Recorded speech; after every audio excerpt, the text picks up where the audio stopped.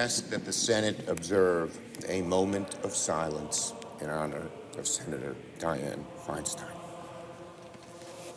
I feel honored that she's been my United States Senator. Dianne Feinstein's been just an incredible trailblazer, an amazing woman. The way she fought for the things she believed in, something you don't see very much anymore. It's why so many people of all generations are here to honor and celebrate her. Dianne Feinstein's impact on the entire nation was so extraordinary. I owe a lot to Senator Feinstein. Dianne Feinstein was a pace setter and a trailblazer. Oh, what a tremendous legacy.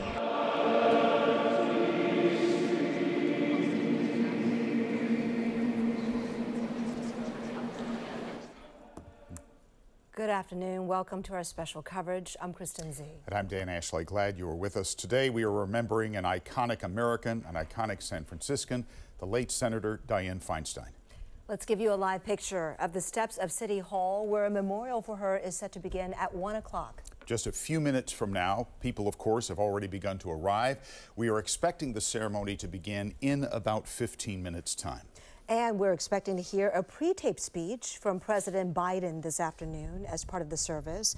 And speaking at the memorial today will be Vice President Kamala Harris, San Francisco Mayor London Breed, New York Senator Chuck Schumer, Speaker Emerita Nancy Pelosi, and Senator Feinstein's granddaughter, Eileen Mariano. Vice President Kamala Harris headed to San Francisco this morning for today's memorial service. She was joined by California congressional representatives Maxine Waters, Barbara Lee, Adam Schiff, Scott Peters, Eric Swalwell, and former Congressmember Jane Harman.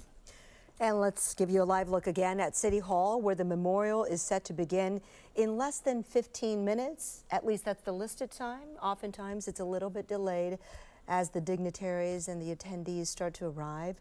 And you're looking at the seats. There are hundreds of them, but you can see many are not yet filled. They're starting to arrive. So therefore, we do expect it may be starting just a little after 1 o'clock. We will have to see. Of course, this will be extremely well attended, and people have come from far and wide to attend this memorial and to honor Senator Dianne Feinstein and her remarkable legacy, not only in San Francisco, California, but the country as well. And ABC 7 News insider Phil Matier is with us today to talk a little bit more about what we can expect. And so many people have come to pay their respects. Yeah, initially the idea was to hold the memorial in the Herbst Theater, and it would hold about 700 or 800 people. That quickly just filled up, and it became impossible.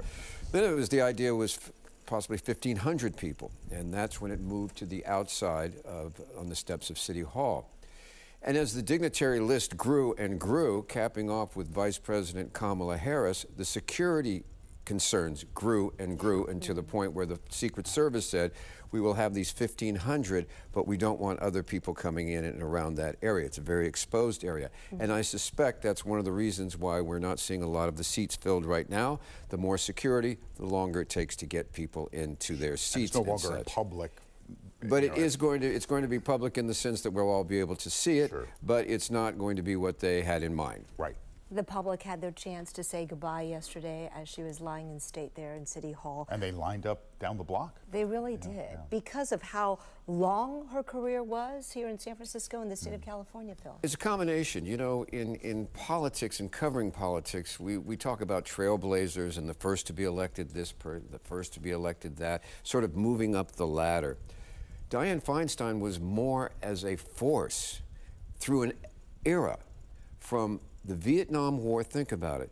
The Civil Rights Movement, the Vietnam War, the AIDS epidemic, the gay revolution, the Summer of Love, the tumultuous 70s with terror groups in the Bay Area, the SLA, on into the 80s, 90s, up to the present time. She just wasn't an elected official. She was actually at the center of some of the most momentous events we have seen in California. It's so true. She really was. And she was, by all accounts, we've all met her and spent some time with her, she was an imposing figure in a lot of ways. She was a force to be reckoned with. Well, physically, she was tall. Right. I mean, let's go right with that, you know. And so she was this imposing figure. Number two, she had an imposing personality. She wasn't I want to say exuberant or anything like that, but when she walked into a room, you knew she was there. And that's pretty much how she conducted herself throughout her career. And then there was so much legislatively that she got done in her years in the Senate, Phil. Yes, there was. And you know, a lot of it, and this is typical of Dianne Feinstein as well, a lot of it was sort of personally triggered. You know, we talk about something like assault weapons and something like that. Remember, it was 101 California right here in San Francisco, the massacre there that prompted the senator at that time to propose that, and she got it through. During the AIDS epidemic, she was spending more in San Francisco fighting AIDS than the Reagan administration was in Washington. In the Senate, Desert Protection Acts, things of that nature. Water was always key to her. One of the votes that she regretted, I don't know if she ever said it publicly, but privately she deeply regretted, was the vote to go into the Iraq War. Right. She did not feel comfortable about how that turned out. A lot of people later said that, lawmakers. Right, but she was kind of quiet about it. You know, she wasn't somebody that carried a banner. I mean, she just didn't. She just did her things. But she was also the senator who, as the head of the Intelligence Committee, said, I want to take a look at our interrogation practices following 9/11. And people weren't too crazy about that, but she got the reports and she got them out there. And both the Bush administration and the Obama administration weren't comfortable with that, but she did it. She just didn't talk about things, she did them. You know, there was an elegance about her and an understated quality in an era where everybody is screaming for attention all the time. Exactly. I remember on Twitter and calling attention. She didn't do that. She just did her work. Exactly. And remember the era. I mean, you know, because when we talk about Dianne Feinstein, we are talking about the baby boom generation. We're talking about a whole era. Is when she started, remember, she was the bow tie mayor. Right. She wore a bow tie. She was always very buttoned down. When you dealt with her, and I dealt with her, she was very proper and prim. She was. Okay, now she had a wicked sense of humor, yes, and she was... But there was a formality. But there was a formality, and she followed her own form. All right, we're going to continue our conversation, but right now, we want to take a look back at her long, illustrious career. Yeah, she really was remarkable, and let's take a look back at really a storied career, personally and professionally.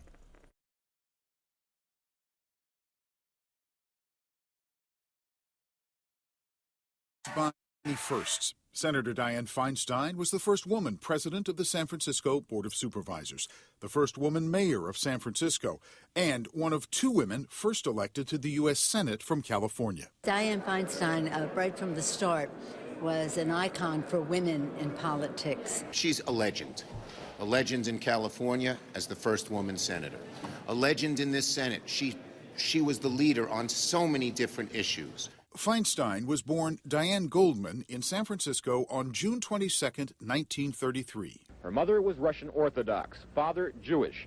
She worshipped at Temple Emmanuel Synagogue and graduated from a Roman Catholic girls' high school. That school was San Francisco's Convent of the Sacred Heart. There, Feinstein was in the Glee Club, ballet, camera club, and athletics. She went on to study at Stanford University, where she graduated in 1955. Feinstein was married 3 times. She had her only daughter, Catherine, with her first husband, who she divorced after 3 years. In 1962, she married her second husband, Bertram Feinstein, who died in 1978 of colon cancer, just months before Feinstein became San Francisco mayor. In 1980, Feinstein married her third husband, investment banker Richard Blum. She remained with him until his death from cancer in 2022. Feinstein's first foray into politics came in 1960, when then-Governor Pat Brown appointed her to the California Women's Parole Board. But it was in 1969, at the age of 35, that Feinstein first held public office, winning a seat on the San Francisco Board of Supervisors. Former San Francisco Mayor Willie Brown was in the state assembly at the time. He recalled meeting Feinstein during those years. I remember that I was trying to get a house here in San Francisco when they wouldn't allow black people easily to get houses. And there was a demonstration, and this angular, tall, great-looking white woman pushing a baby stroller with a little kid in it, whom nobody knew anything about, came out to participate in the protest. That was Dianne Feinstein. And that was that long ago, and so I am a great admirer. In the 1970s, while serving as the first female president of the Board of Supervisors, Feinstein ran twice for mayor, but lost. She had decided not to run again when tragedy struck the city. It's been 7 hours now since that .38 caliber pistol went off 9 times and took the lives of the 2 leaders. Both Mayor Moscone and Supervisor Harvey Milk have been shot and killed. The tragic assassination of San Francisco Mayor George Moscone by Supervisor Dan White in 1978 put Feinstein in the job. In 1979, Feinstein won her first full term as mayor and began reshaping the city. During the decade she served, she survived a recall attempt led mostly by detractors of her proposal to ban handguns in San Francisco, oversaw the remaking of the city's skyline, which some decried as the Manhattanization of San Francisco, oversaw a raucous 1984 Democratic National Convention, and saved the city's cable car system. The cable car is still running because of Dianne. Feinstein rose to power as crisis gripped the city's gay community. A disease that would later be called AIDS killed thousands of gay men. Hoping to save lives, Feinstein ordered the city's bathhouses closed, a risky move considering the political power of the gay community at the time. Under her watch, the city's health department created the global standard for AIDS health care at San Francisco General Hospital. In 1990, Feinstein set her sights on a higher office, running for California governor.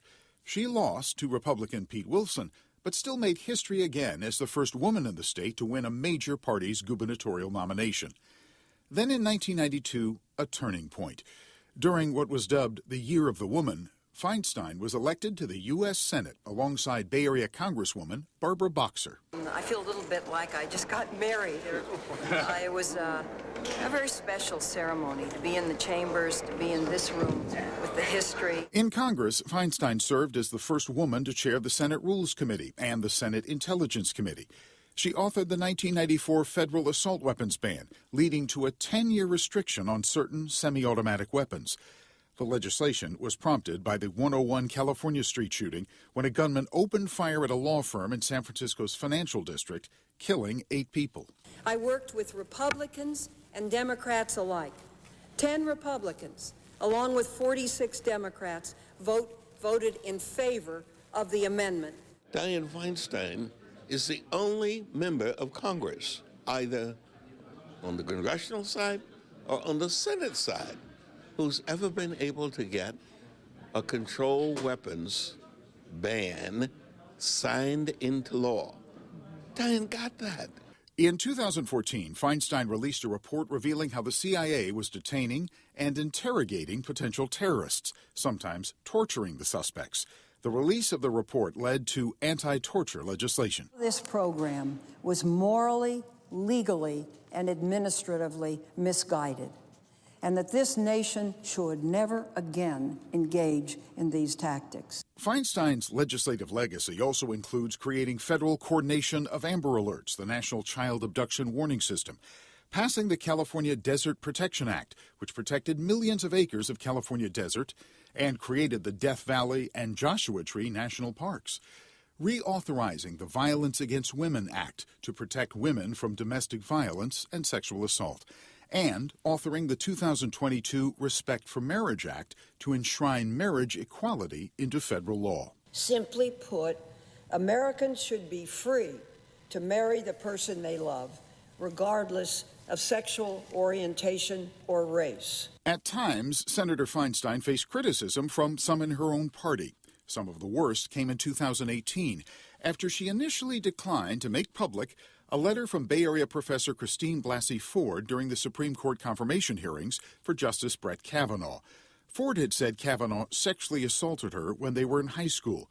2 years later, some Democrats also criticized Feinstein for appearing too cozy with Republicans during the confirmation hearings for conservative Supreme Court appointee Amy Coney Barrett. Still, throughout her career, Feinstein was seen as a trailblazer for women, someone who broke barriers, juggling being a wife and mother while navigating a career in the male-dominated field of politics.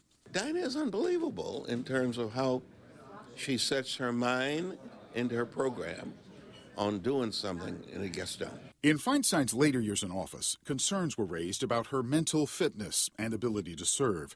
She was the oldest sitting member of Congress. In late February of 2023, at age 89, she was hospitalized with shingles. That health scare coming the same month Feinstein had announced she would retire from the U.S. Senate when her term was up in 2024. She told reporters it was time. You know, there are times for all things under the sun, and I think that will be the right time. Senate Majority Leader Chuck Schumer said Feinstein teared up when she told her Democratic colleagues about her decision. And she got a standing ovation that lasted minutes and minutes and minutes, one of the longest I've ever seen, which shows the love that our caucus and our country have for this wonderful, wonderful leader and legend, Dianne Feinstein.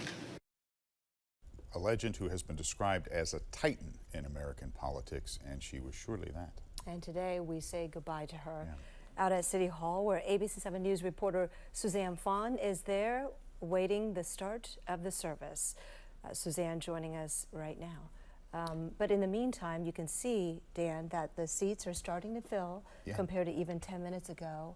And again, you're watching a special edition of ABC 7 News as we wait for the afternoon's memorial service for Senator Dianne Feinstein.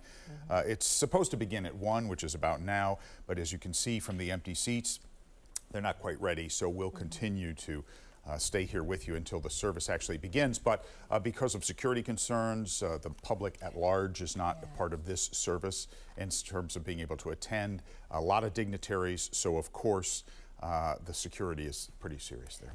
Monitoring how things are going, let's go to Suzanne Fawn. Suzanne? So Kristen, Dan, so many people out here on all four corners. We've got security, we've got media, we've got people lining up to go through security checkpoint. And in the background, we see a big screen with images of Senator Dianne Feinstein. I hear music playing in the background, and I see a lot of people here, but they're huddling in the shade to try and beat the heat. I can tell you, so many people wanted to be here in person today to celebrate Senator Feinstein's life and legacy, but they couldn't. Today was a symbolic day that some people just did not want to miss. Now, right here in front of City Hall, there are people preparing for today's big memorial service for Senator Dianne Feinstein. People with invitations lined up, waiting to be screened for the outdoor event. Meanwhile, we encountered people who really hoped to attend, but couldn't, because last night the public event was changed to a private service, and now it requires an invitation. I think that's a bad decision, because if they say something, they should stand by what they say. Her statue is right there at the City Hall. Everybody, the whole community loves her. So I'm very sad, disappointed too. I think it's disappointing because there are a lot of people in San Francisco who are so proud of her and proud that she's from this area. I heard that, she's one of the best politicians that's come out of California. So we'd love to be able to celebrate her, but I understand the security concern.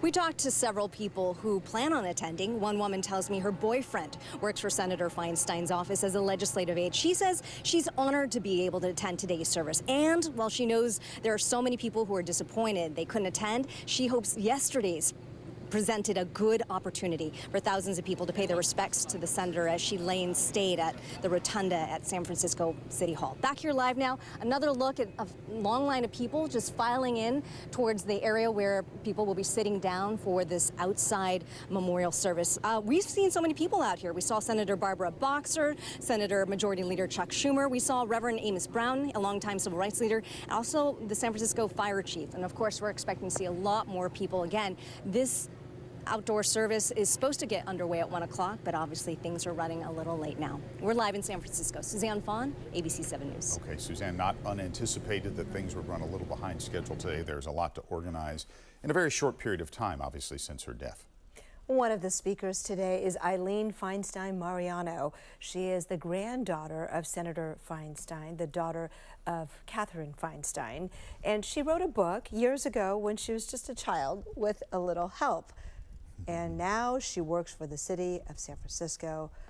A full circle moment for her, as her grandmother, beloved grandmother, was board supervisor, board president, and mayor. Mayor, of course. And they had a very close relationship. I think that was a very profoundly important relationship for Eileen and for Senator Feinstein. Eileen's mother, Catherine Feinstein, Dianne Feinstein's daughter, was also the former longtime presiding judge here in San Francisco. She was the head of the court system and a judge as well. Very hard worker. Eileen got her bachelor's from Stanford, and then she went on to Harvard. She's got a master's in public health, and she works with Mayor Breed for state and federal funding and programs as a coordinator. Underachieving family. Yes, exactly, exactly. But you know, when you talk about family, a lot of San Francisco politics, you have policy, but a lot of it is familial. I mean, Dan, this is, you're talking about Nancy Pelosi lived across the street from the Feinsteins. Yeah. The Pelosi's lived across the street from each other. Nancy Pelosi's brother-in-law, Ron Pelosi, was a supervisor when Dianne Feinstein was a supervisor and was one of the people that helped put her in the mayor's office. Now, Governor Gavin Newsom is kind of part of that group. He's related as well. Nancy Pelosi's daughter, Nancy Corinne, was a caregiver, volunteered her time in the final months of Dianne Feinstein. She was the one who accompanied her when she flew back and forth, and she was the one that was next to her in the wheelchair in Washington. So yes, it is all sort of a familial relationship. Very close-knit, to use a phrase. You know, and as we've looked back, I think something that Mayor Willie Brown said a few days ago, as we have talked to so many people about the death of Dianne Feinstein, is the fact that there was a lot of talk about her frailty at the end. And as I think you guys know, I was in an event some time ago that we both attended, had the chance to speak with her. I'd not seen her in a while, and I was a bit taken aback by the frailty I saw, to be honest, and mentally and physically. We have to be honest. Yeah, we have to be honest here. I agree, okay. and I'm being delicate about it, but I mean, she was fine, but she was different, clearly. Yeah. But Willie Brown made an interesting point. He didn't think she should resign, despite all the calls for her to resign. People elected her to do that job, and the point being, she won't be remembered for the last few months. She'll be remembered for the last decades and what she did. She voted right up to the end. And yes, the day before she died. And part of the shock that you saw was you were so used to seeing her as that person there. This sort of powerful, totally in command, large. Later in life, as life moved on, her cheeks got more sunken, her frailty was seen. In the end, she was in a wheelchair. But it was kind of ironic. There were some Democrats that were calling on her to step aside and step down. It's really the most progressive Democrats, if you will. Ro Khanna is one of them. Right. We're saying you're old, you're not completely there, but she was sharp. But the others said, no, this country is, the Senate is so sharply divided and we can't spare a seat. Keep coming and voting. We want you to just keep voting. And she did right up to the end. Right.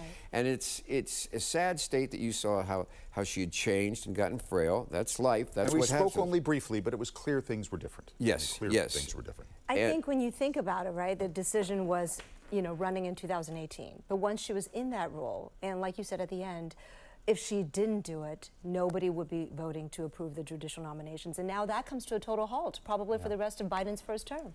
Well, we'll see. We'll see how it goes. It was interesting in 2018, you're right, her age was the big issue, and she was taken, opposed by a Democrat, Kevin De Leon, who, Dianne Feinstein being Dianne Feinstein, he got the endorsement of the Democratic Executive Committee in part for the age factor, and she went and beat him in every county in the state by the time. So the voters knew about that. Right. And it's also a statement about how politics has evolved to the point where her health issues and such weren't the first time senators have been plagued by this or visited upon this. But between her being a woman and being these contentious times, it was brought up and amplified. But on the other hand, her vote was needed so badly that there were people saying, I don't care what shape it is, just keep coming in, and she did. Yeah. Right. And she was the longest serving female senator in U.S. history, right? Yeah. And that's true. Let me just real quickly let you know, as we wait for the memorial to begin, the list of speakers that will be coming up today. Only 5. Mayor London Breed will start things off, and then we'll have President Biden's recorded message, after which you'll hear from Vice President Kamala Harris, who's, of course, from the Bay Area as well. New York Senator Chuck Schumer, who is the Senate Majority Leader, will be here, and they were very close. And then Speaker Emerita Nancy Pelosi. And then finally, you will have Eileen Mariano, whom we had told you about earlier, Dianne Feinstein's granddaughter. We'll wrap things up. Yeah, there's a look at the program that Kristen was just describing to you. So it is a very deliberate group of speakers, just a handful of speakers, and we'll carry all of that for you so that you can hear what they have to say. Meantime, Senator Feinstein's casket arrived at City Hall yesterday, where thousands paid their respects all day long. ABC 7 News reporter Cornell Bernard spoke with some of the mourners.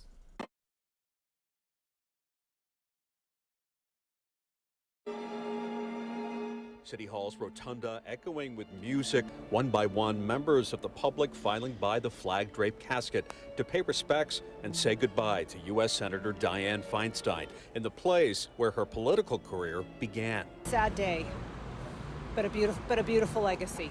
Tracy Sherman and Joanne Luland say DiFi was their hero. I think Dianne Feinstein's been just an incredible trailblazer, an amazing woman, and she's done a lot for our city and our state, and I wanted to pay my respects. What she did for gun control, for LGBTQ rights, for women in the Senate, for getting women in the Senate and the House. I mean, she was everybody's godmother, you know. She was like, come on in, I'm gonna show you how to do it, and we're gonna rock this place, and she did. By midday, the line to get into City Hall stretching down Van Ness Avenue. The sun was hot, but many didn't care, waiting almost an hour to pay respects. All the things she worked on, all the things she did, the way she fought for the things she believed in, you know, something you don't see very much anymore. I remember her coming out of the mayor's office after Milk and Moscone were killed, and she held it together remarkably well for being panicked on the inside. I met Senator Feinstein over the years. I found her to be a very warm person. I absolutely love what she did as our mayor of San Francisco. I absolutely love what she supported education. I'm a retired educator. Mayor London Breed paying respects to her predecessor alongside Dr. Anthony Fauci, a familiar face from the COVID pandemic. Breed says Feinstein was a woman of firsts. You know, what needs to also be at the top of that list is, you know, how to be a courageous leader, how to lead with courage, even when it's not always popular. Outside, an American flag draped between two San Francisco fire trucks. SFPD officers standing to salute Feinstein's casket as it arrived at City Hall. That salute was all about paying tribute to a person that gave so much to the city, this state, this country. It's a fitting tribute for one of our greatest leaders. Cornell Bernard, ABC 7 News. I'll look back at just the remarkable impact that she's had and how many people have gathered to see her casket. Now her body's actually been removed to a church nearby, so this will be a memorial service, not a funeral today. But Phil is here. Oh, here's Governor Newsom just arriving, so that may be an indication we're getting a little closer as more of the public officials arrive. There you see the governor there and his wife. Phil, you know, this is about her legacy, and this is about her, we talked a little bit about her kind of personal dynamic and all of that. But her record is remarkable. And you mentioned earlier her vote for the war in Iraq that she later regretted. You know, earlier in her career, she was for capital punishment and then later changed her opinion on that. She evolved her own positions over the years. Yes, she did. And interestingly enough, unlike a lot of politicians that we cover, she didn't go by the polls, okay? She genuinely evolved her positions, and she took heat for them. For example, the Iraq War, she took a lot of heat for that. She didn't publicly, you know, beat her chest over it a lot. She just said that it was I regret the vote. On the... she was not as liberal as some of her Democratic counterparts would have liked her to be? No, as a matter of fact, as everybody is talking and throwing out the laurels as they should, we have to remember that she did not get along with the Democratic establishment in the state of California or in the city as well. She was always sort of an outsider, much more moderate than a lot of people liked. She was booed at one Democratic convention for supporting the death penalty. She later, after she got elected on that platform, changed her opinion, but it wasn't popular when she did it. All right, but she was not afraid and not unaccustomed to being booed or to being pillared for her views, which oftentimes turned out to be right. Right. She didn't always make political, in quotes, decisions. She made decisions based on what she thought was best. She could be really annoying in that factor because a lot of these people were saying, look, if we could, she did what? Right. She said what? So yes, she could. She did not necessarily go with the. She didn't go with the flow. I talked with Congressman Mark DeSaulnier a couple of days, or a day or so after her passing, and he said, "Listen, I adored her. She was great. I disagreed with her. Yes. Sometimes she was not as liberal as I was on a lot of issues." She wasn't. And she wasn't as liberal as San Francisco was. But it was strange because she afforded it. You can either think of it as the lid on the pot that was boiling, but she keeps it from boiling over because she's just this lid on the top. But that was kind of what she was in San Francisco. There were a lot of things going on, a lot of cultural revolution going on, a lot of complete changes going on, but she was the one that kept things sort of straight. But in terms of the calibration, though, do you think she was always just right of center of San Francisco politics, or do you think it became more right over time as she aged because San Francisco went more left as the time went on? I'd have to say it was a combination. You know, we tend to forget that when Gavin Newsom, who's seen as the nation's leading progressive right now, when he was first elected, he was seen as the conservative corporate candidate of San Francisco. So I'm not sure when you talk about center and left in San Francisco, you got to have a strange compass to figure that one out. Right. It's probably true. Yeah, that's well said. ABC 7 News reporter Cornell Bernard is at City Hall right now where the memorial is going to take place as you look at this live picture. He's joining us, but you're not going to see him because he had to move. Yeah. Cornell, what can you tell us? Hey, Dan and Kristen, 1,500 invited guests have been asked to take their seats. This is really a who's who of American politics here in San Francisco. We have 30 members of Congress that are in attendance for Senator Feinstein's memorial service, including Vice President Kamala Harris, who arrived about 10 minutes ago. Chuck Schumer is here, along with many others. Former Governor Jerry Brown is also here. Current Governor Gavin Newsom is in attendance as well. I have to tell you, it is extremely hot here at San Francisco City Hall, and I think people are reluctant to sit down until the speakers do begin. People are seeking shade. They are using their programs as fans because it is quite hot out here for sure. The Blue Angels just flew over moments ago. Maybe not so much a tribute to Senator Feinstein. Apparently, they are practicing for this weekend's Fleet Week shows, but I think it's quite fitting considering that Mayor Breed said that Dianne Feinstein brought Fleet Week to San Francisco back in 1981. So, you know, timing is everything, right? So the Blue Angels flying over twice here at City Hall, there was a round of applause from the crowd. We are told that it was Feinstein's dying wish to have anyone who ever worked for her in a political capacity, whether it be a staffer or anything else, to be invited to her funeral, to her memorial service. So there was a section here to the left of the City Hall front doors for former staff. So we found that to be quite fitting. Kristen, Dan.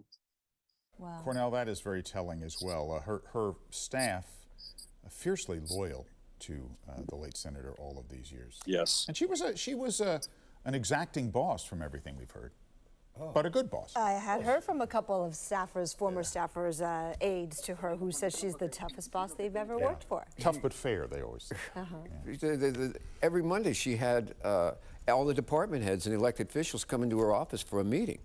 I mean, she was hands-on, and she would sit there and go, Mr. Ashley, what have you got to say?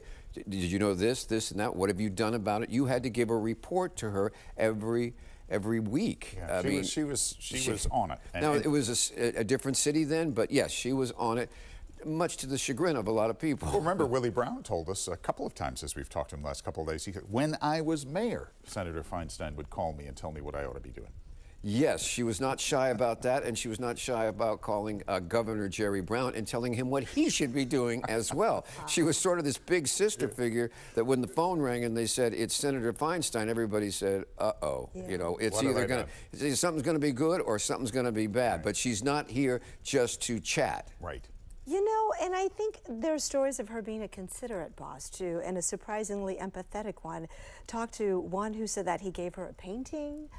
Is that a hobby of hers that she did quite a bit of painting? She developed this, she called them doodles, but they actually became collector's items and gifts that she gave out. She would draw flowers. She loved to draw flowers, and sometimes, you know, she would even give them, you know, to restaurants where that she ate at. They would get a flower drawing later or something like that. She was like that, and yes, she was very compassionate. She mentored youth in the Bayview.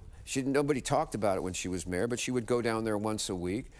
She could be, if you were in the hospital, there was a good chance Dianne Feinstein might show up. She was also a matchmaker. Yeah, we've talked a lot about that, setting people up on dates. Like George Schultz and Charlotte Meyer, or Jerry Brown and his wife Van Gust. So she was, yes, she was this figure like the principal at the school, but she could also be the social director. Correct me if I'm wrong, though, Phil. These efforts that she made, like mentoring young people and showing up at the hospital, they weren't for her photo ops. No. She just did them. Right.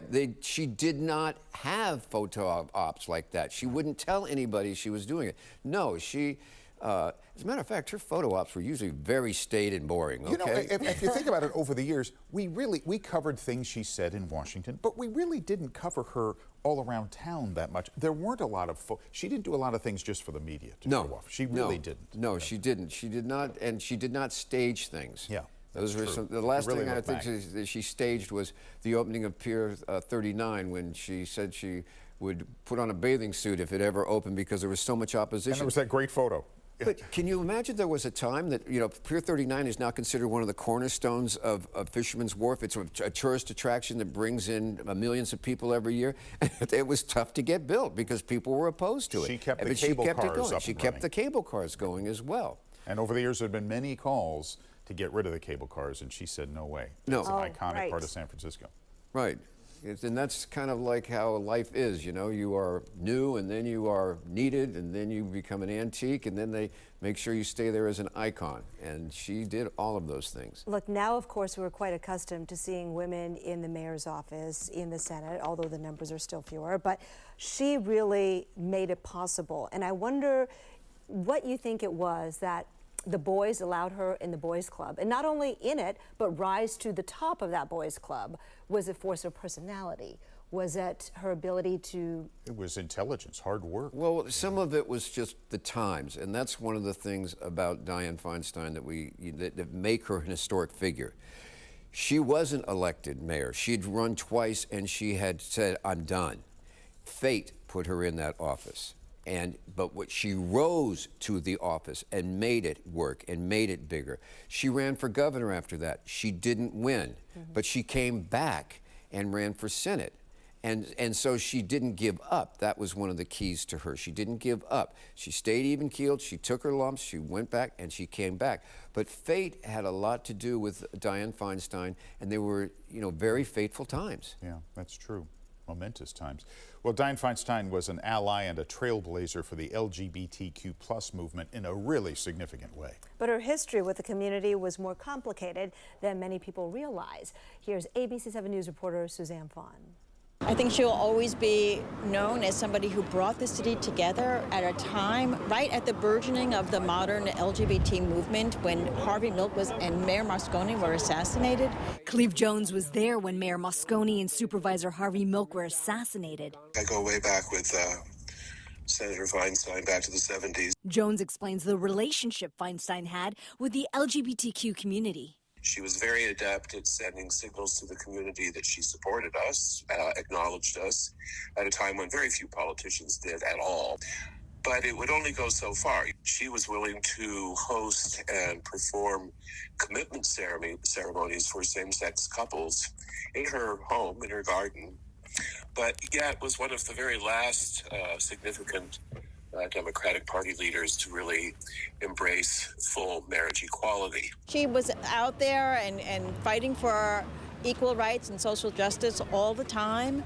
I know she did have a complicated history during the AIDS crisis. Senator Scott Wiener described the senator's efforts during the peak of the AIDS crisis in the 1980s. San Francisco, under Dianne Feinstein's leadership, literally created the model for how to fight HIV/AIDS, a model that's been now replicated throughout the world. That included a controversial decision. Early to mid-1980s, I think there were a lot of debates about how to best fight HIV, and our Department of Public Health did decide to close the bathhouses. That was a terrible mistake. Dianne Feinstein listened and made that commitment. And all right, we're going to interrupt Suzanne's piece because the memorial service is getting underway.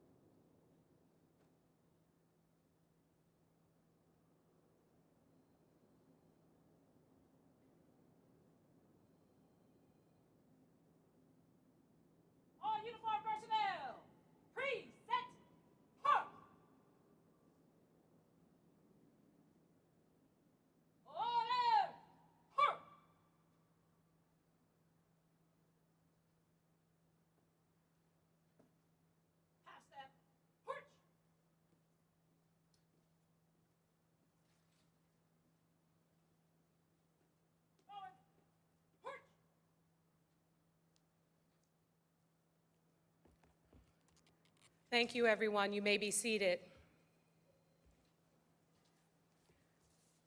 Good afternoon.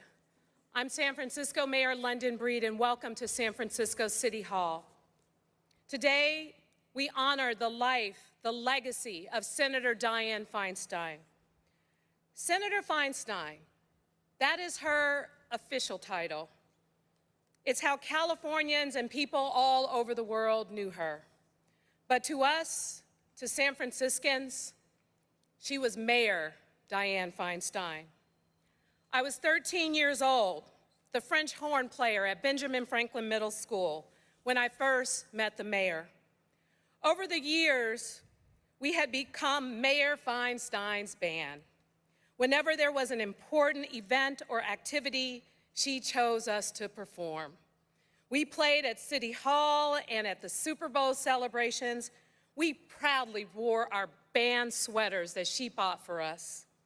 And Mayor Feinstein always took the time to talk to us, to tell us how amazing we were, and to remind us that we were her band. I was born in the early 70s, so as a kid,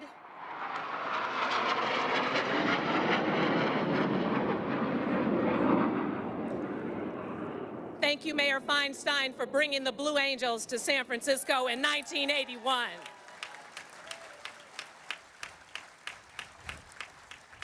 I was born in the early 70s, so as a kid, as far as I could remember, as far as I ever knew, Dianne Feinstein was the mayor.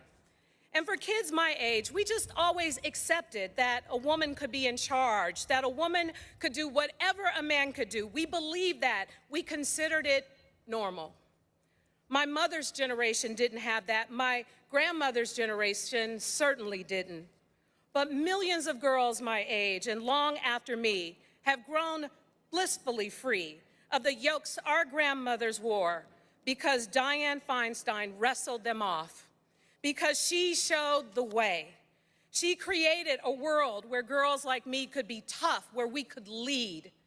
When I became mayor, and even before that, when I was a member of the Board of Supervisors, Senator Feinstein was always there to offer guidance.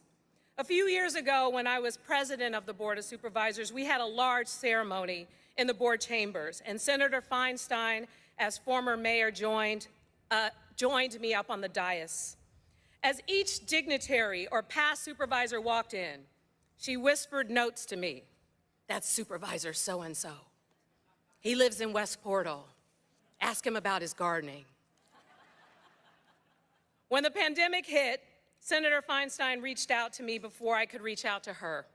She talked to me about the hard decisions that needed to be made. She told me to focus on doing the right thing, to do what's necessary for the city. Senator Feinstein was always focused on the nuts and bolts, the things that San Francisco needed. I valued her advice, and I will miss her, of course. It was her words that meant the most when I became the second woman to be mayor of this city in the wake of tragedy. It was her advice on how to heal and lead that gave me strength. But I don't know if she recognized that none of the things that she told me as an adult were ever as important as what she showed us as children. Through times of tragedy and triumph, Dianne Feinstein showed us the meaning of San Francisco's motto: gold in peace, iron in war. She showed us a world where women lead, where we lift each other up so that girls like me could follow in her footsteps. She showed us strength and grace, courage and collaboration. And like the old saying goes, you only live once, but if you do it right, once is enough. Dianne Feinstein did it right. She was our mayor, our champion. She was the leader of our band. And I know I speak for all San Franciscans when I say she will truly be missed. Now I'd like to introduce Rabbi Singer and Cantor Barak.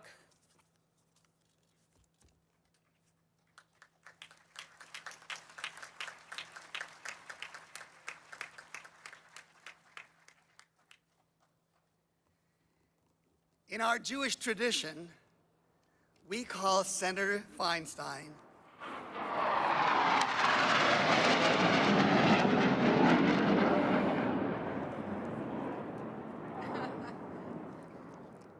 That's an American amen right there. We call her in Hebrew an Eshet Chayil, a woman of valor. And as we mourn this loving mother, grandmother, friend, true woman of valor, let us be comforted by the words that we have in common, the words of the 23rd Psalm. For the psalmist writes and reminds us how this senator, this amazing leader, lived. She brought comfort to so many in this city as we faced some of our deepest challenges. She feared no evil as she courageously pursued justice as a leader in the Senate. And she gave us hope that we Americans can always be inspired by the values of democracy, even as we walk at times through the valley of the shadows. So may we be comforted as we now hear the cantor sing those words in the Hebrew. And then I'll invite you to join me together by heart, perhaps, in the English.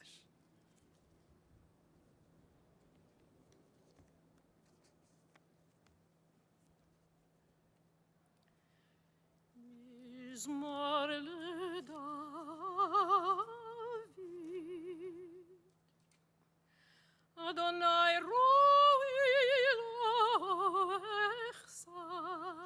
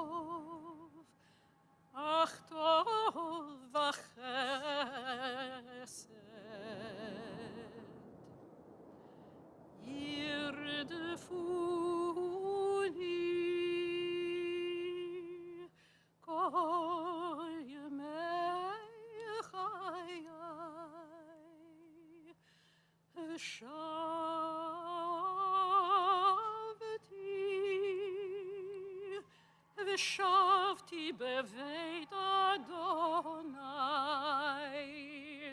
ושבתי בבית אדוני, לאורך ימים.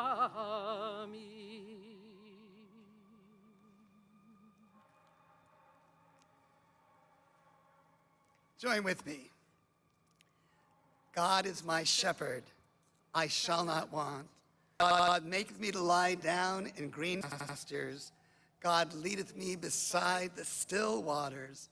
God restoreth my soul. God guideth me in straight paths for thy name's sake.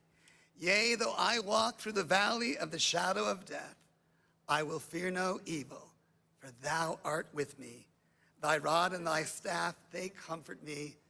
Thou preparest a table before me in the presence of mine enemy. Thou hast anointed my head with oil. My cup runneth over. Surely goodness and mercy shall follow me all the days of my life, and I shall dwell in the house of God forever. May her memory be for a blessing. Amen.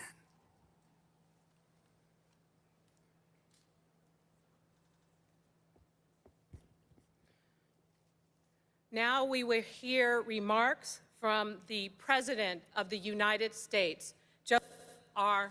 Biden. And staff of the remarkable Dianne Feinstein. Within Dianne's very soul lay the defining trait of great leaders, character.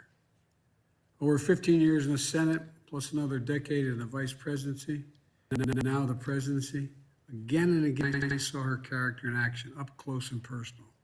She was always tough, prepared, rigorous, and compassionate.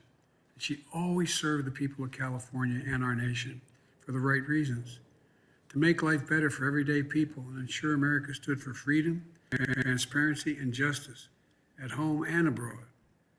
We had the honor of a front row seat to her character, the Judiciary Committee. In that role, among her many accomplishments throughout her distinguished career, she turned passion into purpose, to lead the fight to ban assault weapons, to protect our civil liberties, to strengthen our national security, safeguard our environment, and so much more. Often the only woman in the room, she also mentored generations of women and men alike to imagine a bigger, more hopeful future for themselves, for the country, and for the world. On this day of remembrance, reflect on the many ways that such a pioneer made history and built a legacy that will benefit Americans for generations to come. And that's not an exaggeration. At the same time, our family reflects on the life of a kind and loyal friend. To Catherine, we hope you find the strength and the truth found in Scripture. As is the mother, so is the daughter. And to the rest of Dianne's family, we send our love and hope you find comfort in the knowledge that she and her are now together again. And to the nation today, may Dianne's life be a reminder that the institutions of our democracy do not only depend on the Constitution that governs our nation, which she swore an oath to uphold and defend. Our democracy depends on the constitution of our character as a people, on the habits of our heart and our mind that lie deep within us. Thank God we have Dianne showing us the way by the power of her example. God bless the great American hero. She was something else, and she was a dear friend. God bless Dianne Feinstein.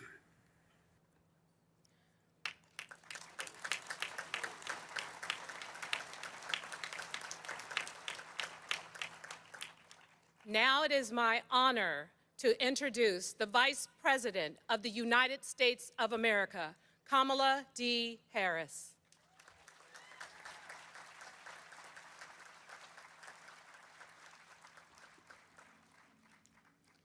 Thank you, Mayor Breed. To Catherine, Eileen, Rick, and the entire family, and to all the distinguished guests who are gathered, it is my honor to be here with you today. Dianne Feinstein was an icon of California. She was an American patriot, a giant of the Senate, and a dear friend to Doug and me. She was a student of history, a gifted, and I will add, very generous artist. Many of us are collectors of Dianne's work. And a passionate leader. Simply put, she was a force. To many of you, she was supervisor, mayor, senator, and then chairman. She was recognized around the world as a leader, a standard bearer of America and of American values. Yet, of course, to Catherine and Eileen, she held perhaps the most important titles of all, mother and grandmother. So to Catherine and Eileen and Rick, and to the entire family, Doug and my prayers are with you. And I don't have to tell you,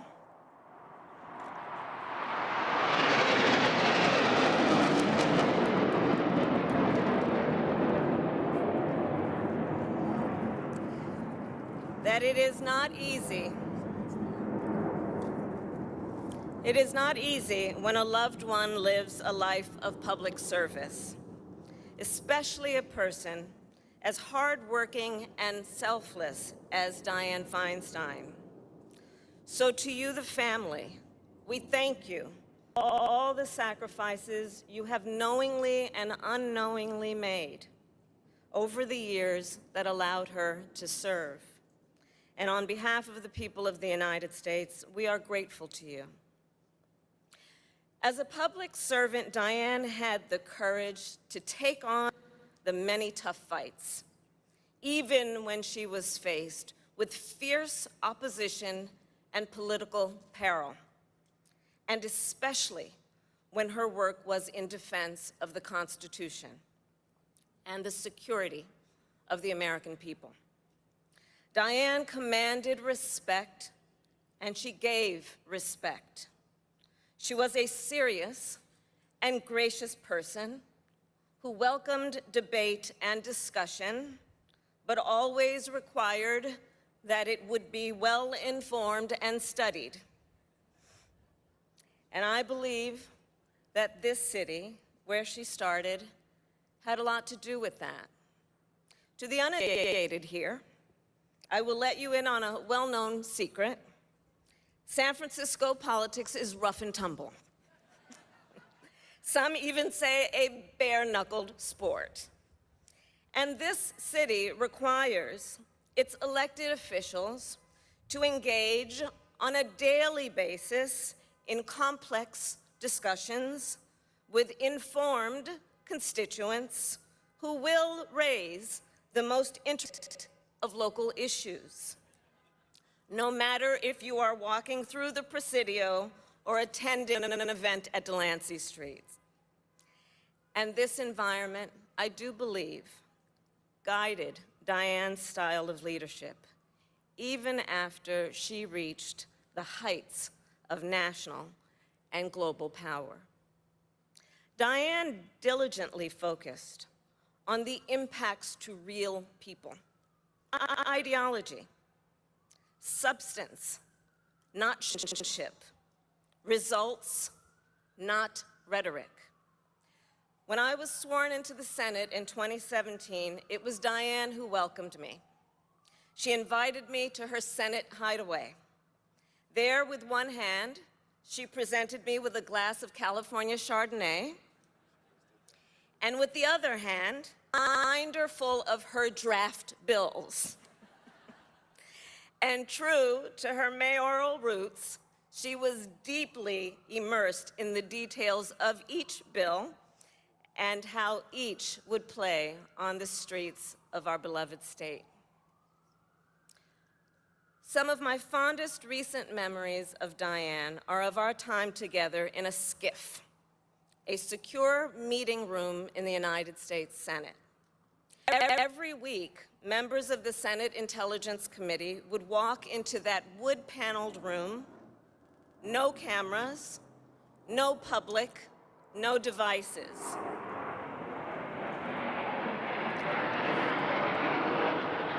Senators of both parties who would take off their jackets and literally roll up their sleeves, putting aside partisanship to discuss what was in the best interest of our national security. There, we would review classified materials and receive updates from the heads of the CIA, our intelligence community, and the United States military. And God forbid if one of them gave an evasive answer.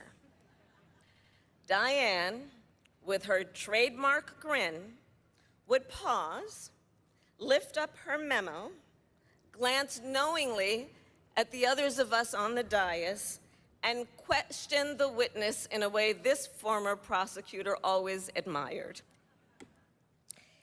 In that room, there was give and take, substantive debate, and problem solving.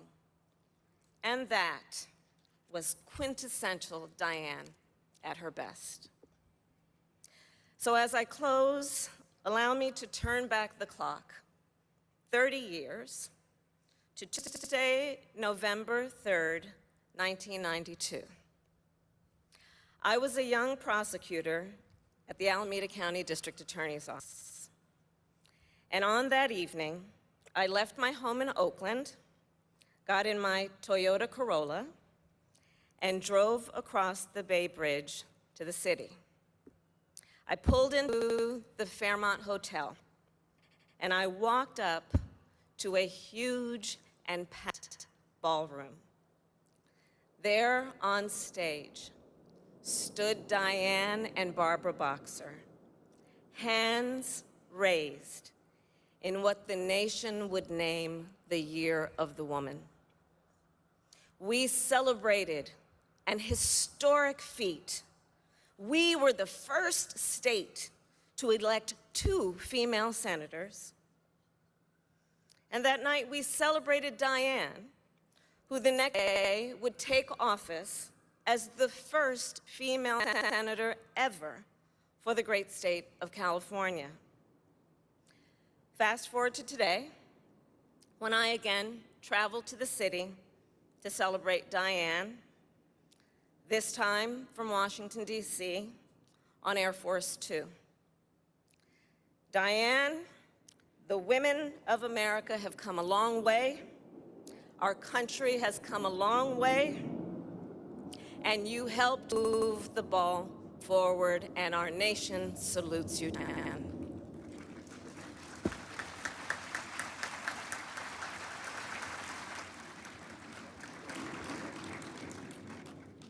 Please welcome the Senate Majority Leader of the United States Senate, the Honorable Charles E. Schumer.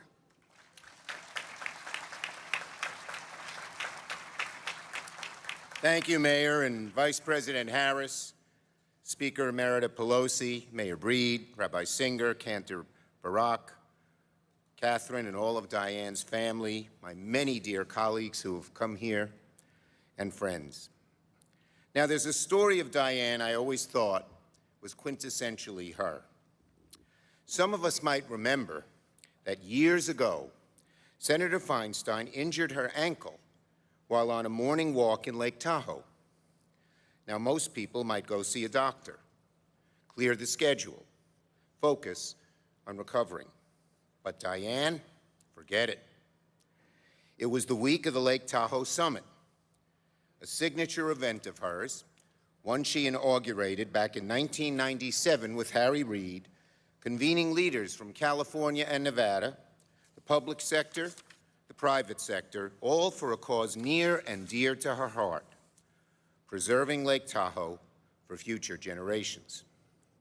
Years later, she looked back on that morning and remembered hearing a bone pop, but chose to finish her day before even thinking about treatment. Turns out it was a pretty significant fracture. Asked how she got through the day, she only offered 3 words: I just did. Now, there are many adjectives that rightly describe Dianne Feinstein: strong, unflappable, winning, fierce, practical, earnest. But one quality above all stands out in my mind and will forever set Dianne apart: integrity. Integrity. Dianne Feinstein was a leader of uncommon integrity. She had an internal gyroscope that propelled her, motivated her, never let her stray from a cause she knew was right.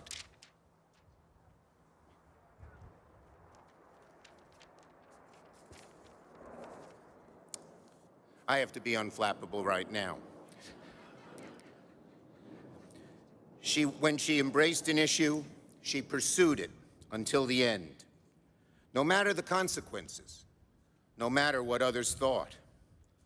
Her integrity made her sparkle like a diamond in the Senate.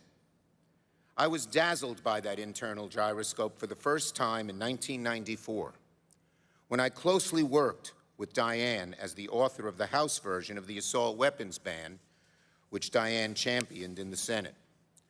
She worked that bill harder than anyone I'd seen work a bill, attacking every angle, thinking of every pitfall, resisting every broadside from the NRA, because she knew her cause to be just from her own experience.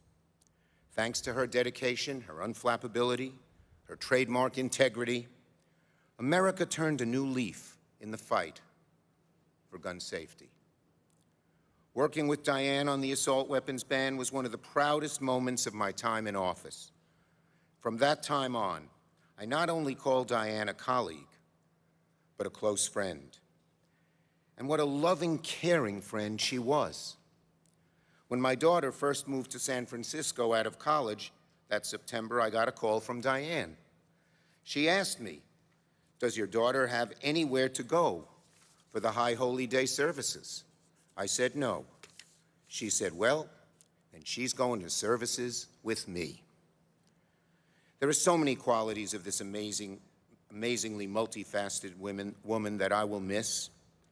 I will miss her ability to win over doubters and detractors, and there were many, not by putting them down, but with her elegance, her poise, and her piercing wit. I will miss her sheer dedication and thoroughness. She was better prepared and better informed than just about anyone else. I can't tell you how many times Dianne would consider a topic and say, "Let me go home and read on it first." And she'd always come back with 40 or 50 or 60 questions the next day. I will miss Dianne's talent as one of the Senate's great deal makers. If there was the smallest bit of common ground, she'd pursue it, if it meant moving an issue forward. Even while being so far ahead of her time on gun safety, marriage equality, women's rights, the environment, and so many other issues, she was never afraid of working with those she disagreed with whenever the opportunity arose. Dianne Feinstein was the living embodiment of what the Senate should always be, an institution built on cooperation. Finally, I'll always be indebted to Dianne, not just as a colleague, but as a father of 2 daughters. Because of Dianne, my daughters grew up in a world that's a little bit fairer, a little more just, and more accepting of women in leadership. Speaking at Stanford's commencement in 1993, Dianne confessed that she never sought to be the first woman in this role or that role. What mattered most, she said, was to live life to the fullest and advise the graduates to, quote, "be able to accept challenge, to take some risk, but always protect your integrity." And that is just what she did throughout her entire career. So today we grieve. Today we mourn an immense loss for the Senate, for California, for America. But we also give thanks.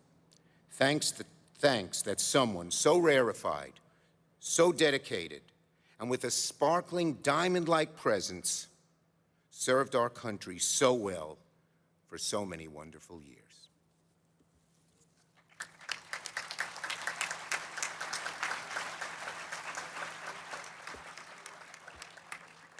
And now I would like to read a statement from former Congressman and Chair of the California Democratic Party, John Burton. Our country, California, and my hometown of San Francisco has lost a great public servant. But more important to me is that I lost a friend of more than 50 years. She was a force to be reckoned with when it really mattered most, and she showed up for you when the chips were down. She saved San Francisco during its darkest hours and showed political courage during times when no one else did as a United States Senator. She had chutzpah, and I loved her for it. My heart goes out to her family and especially her daughter, Catherine, and her granddaughter, Eileen. Rest in power, my friend, from John Burton, as I said, former congressman and former chairman of the Democratic Party in California.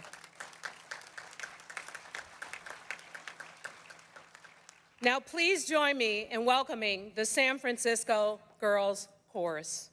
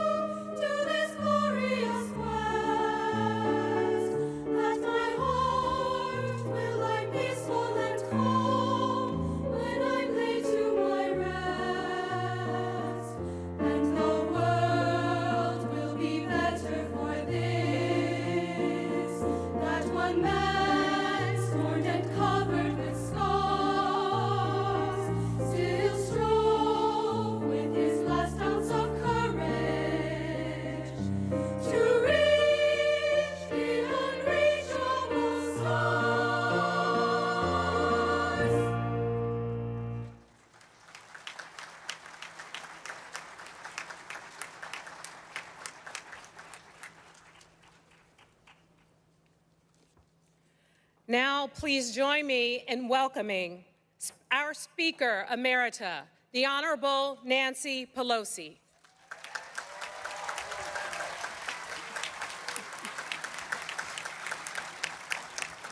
Good afternoon, everyone.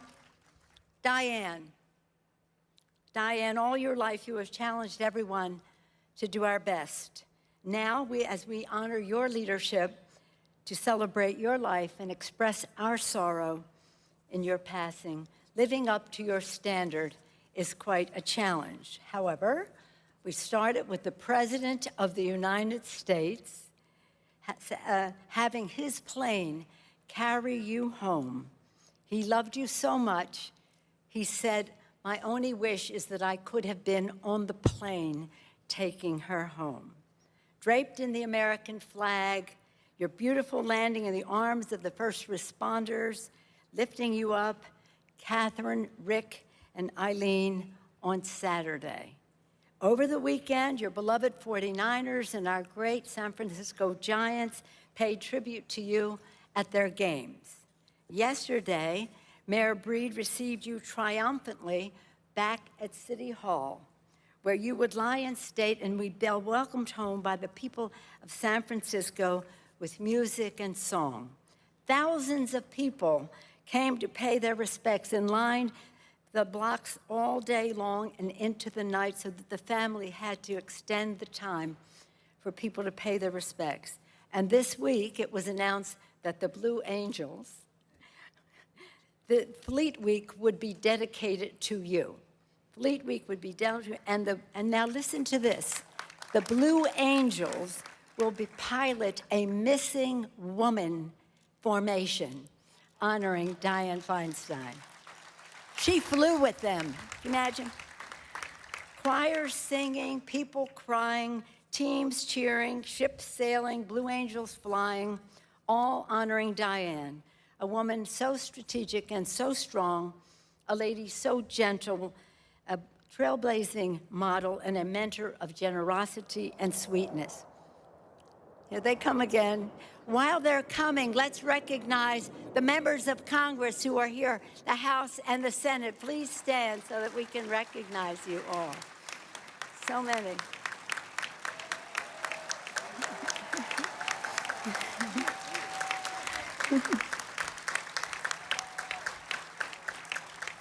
Thank you. You know, from the most vulnerable in our midst to the most powerful persons in the world, Dianne regarded everyone with respect.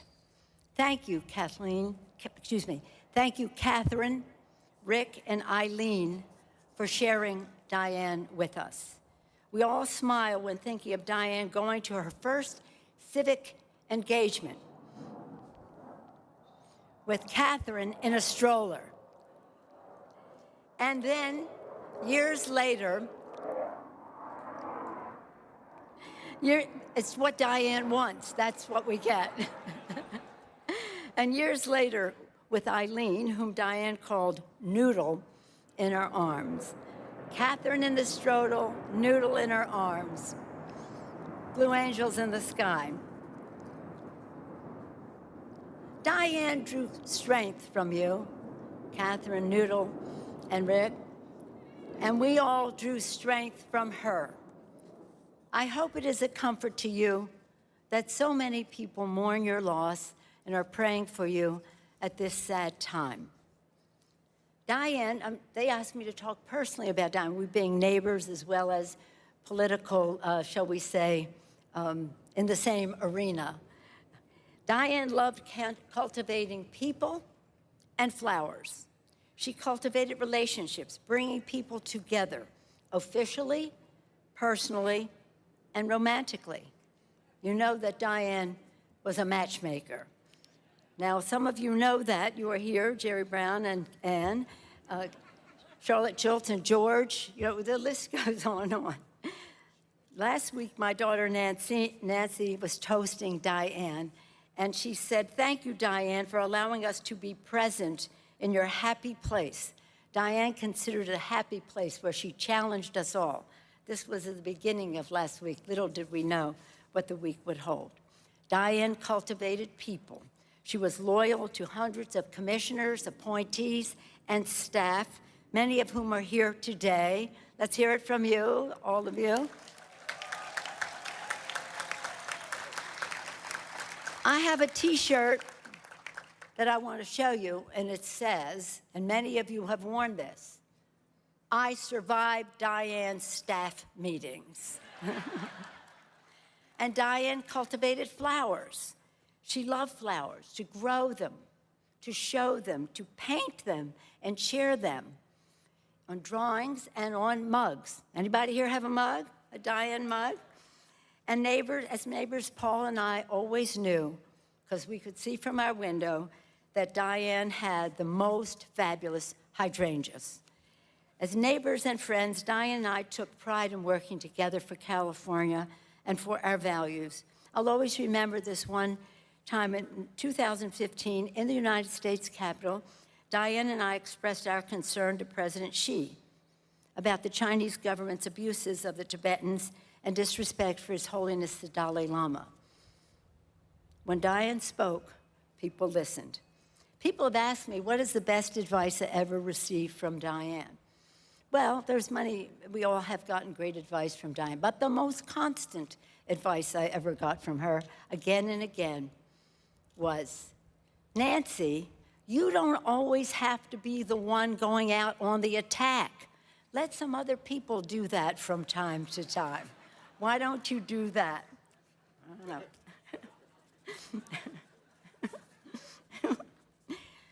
Madam Vice President, thank you so much for honoring us with your presence today and honoring Dianne, your good friend, and again, official associate. It's an honor that you are here. Leader Schumer, you have spoken so beautifully about Dianne, our senator's accomplishments. Thank you. Thank you for your beautiful remarks the morning of her passing and all that you have done since then to honor her memory. And she has a lasting legacy. From the cable cars, to the breast cancer stamp, to the assault weapons ban, to Team Tahoe. Any Team Tahoes here? Team Tahoe. The list goes on and on, from the U.S. Capitol back to San Francisco, where Dianne Feinstein is our forever mayor. Forever mayor. Dianne was such a commanding mayor for 10 powerful years that when her term was up and some other people started to run for mayor, including some men, school children were saying, can a man be mayor of San Francisco? I guess. Dianne left. Madam Mayor? Here we go. Dianne left us as she had lived. She left on her own terms. She was proud to confirm more than 140 Biden judges. And Chuck can attest that she walked onto that floor last Thursday, which would be her last day. And so she walked onto the floor and voted to advance legislation to keep government open for the people.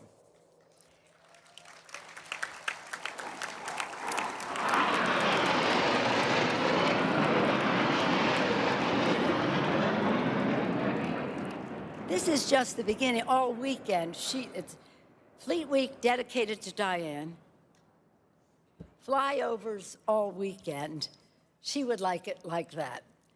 The president began his beautiful tribute earlier in the program with a poem by Emerson. I will end with a song suggested by Nancy Corinne, my daughter who loved Dianne so much, American Anthem. Doesn't this sound like Dianne? Let them say of me, I believed in sharing the blessings I received. Let me know in my heart when my days are through, America, America, I did my best for you. Dianne Feinstein. Dianne, we know you did your best for America. May you rest in peace. Thank you.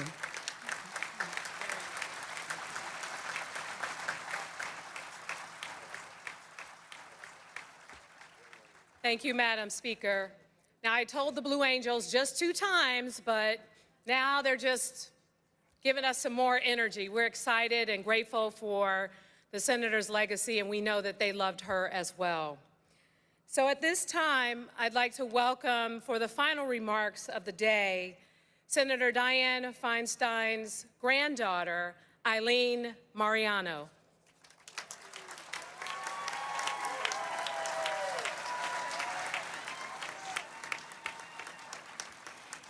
Thank you, Mayor Breed, and thank you to everyone in the audience for making the journey out here today and for braving the heat. It is an honor to my grandmother. My grandmother will be remembered by those in San Francisco, California, and the United States for so many reasons, a number of which have already been mentioned today. For San Franciscans, Senator Feinstein guided the city through tragedy, saved our beloved cable cars, created the iconic Pier 39, and fought for the LGBTQ community during the height of the HIV/AIDS epidemic.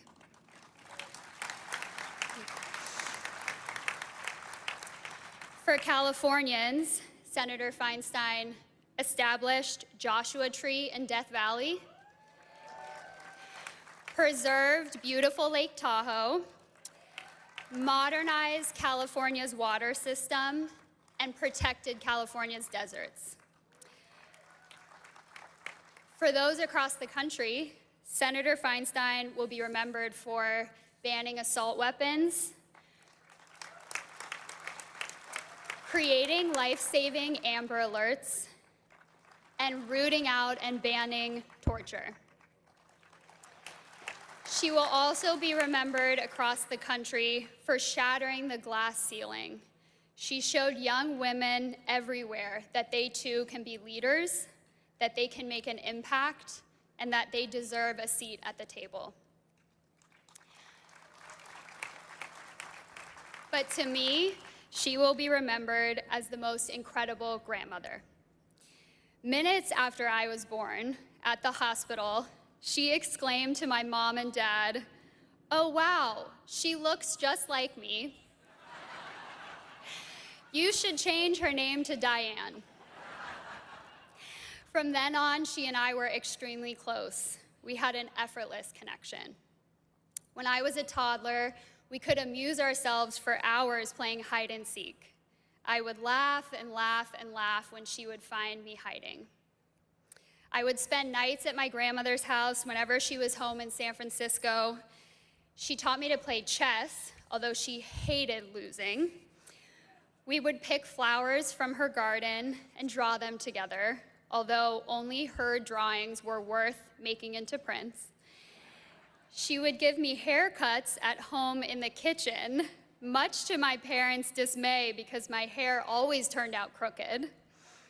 And she loved teaching me about San Francisco's history, why there are bricks instead of asphalt on some of our city's steepest hills, what Sutro baths used to look like before the fire, and the best places in the city to view the bay.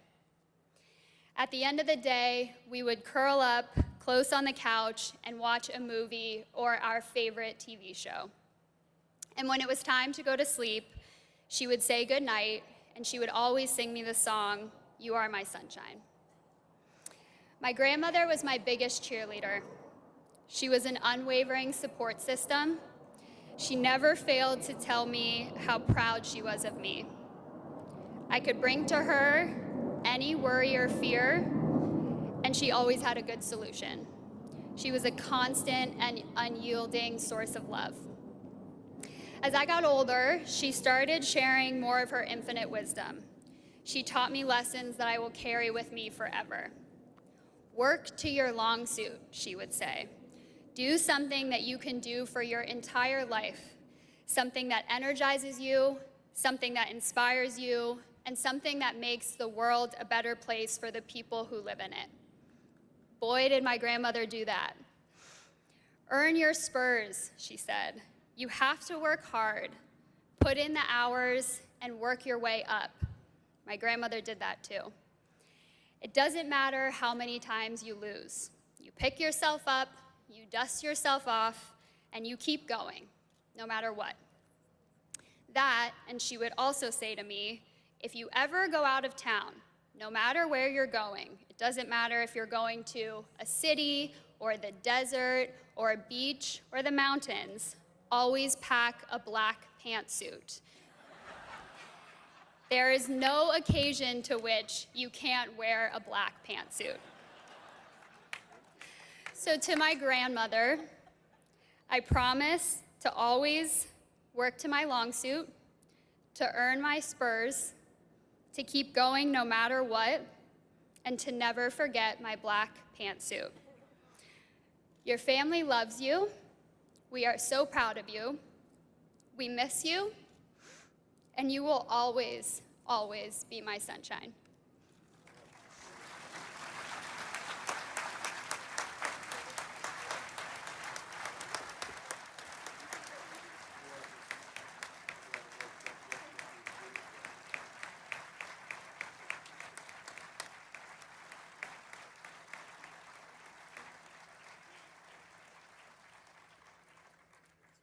Thank you, Eileen. Thank you, Catherine.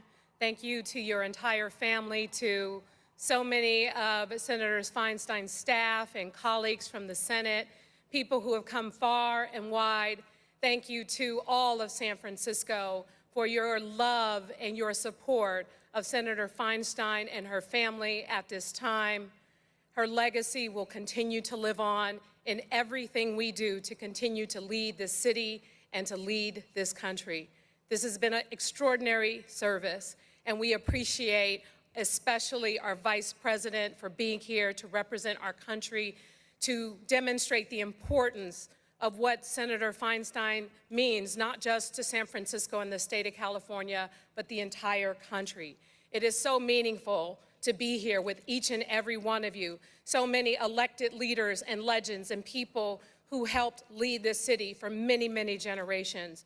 You are all in our hearts and our prayers as we continue to mourn Senator Feinstein, but she will always, always be remembered in so many corners of this city, in so many corners of this state, and in corners of this country. And at this time, we'd like to welcome back the Girls Chorus for a final song in honor of our great Senator, Dianne Feinstein. Thank you.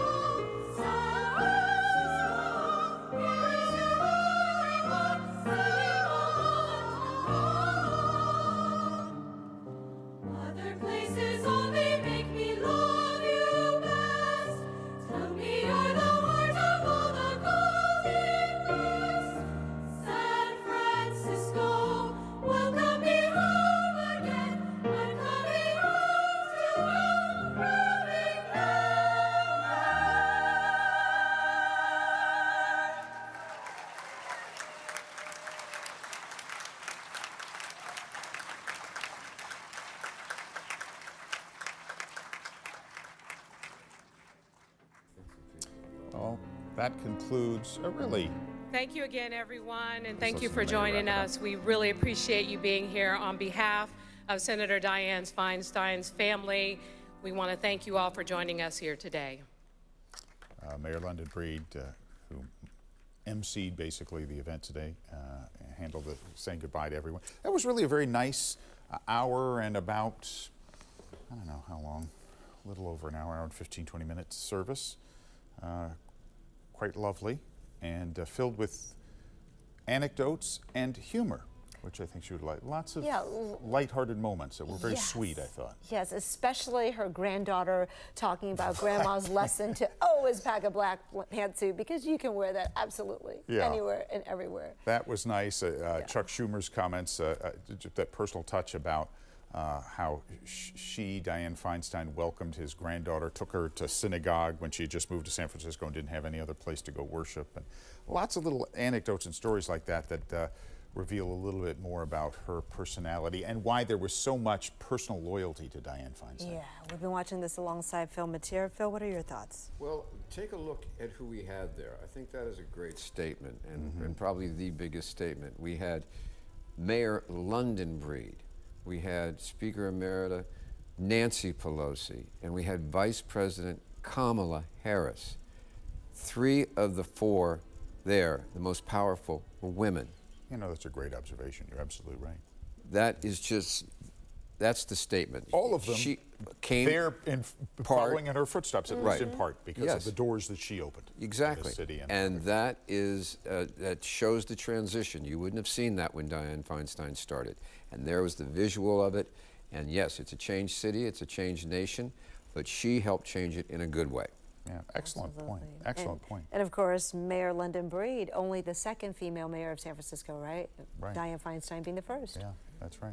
But it's not going to be only for much longer. I think going forward, all across this country and all across this state, it is Dianne Feinstein led the way, but there are plenty of people out there now. And it was wonderful to have the Blue Angels coming in constantly kind of reminding everybody that Well, she was a big advocate of that Week, was. of course. She brought it. Yeah. She brought it She here. brought it here, right? Yeah. It's so appropriate. Right. It was almost as if it were choreographed. Yeah.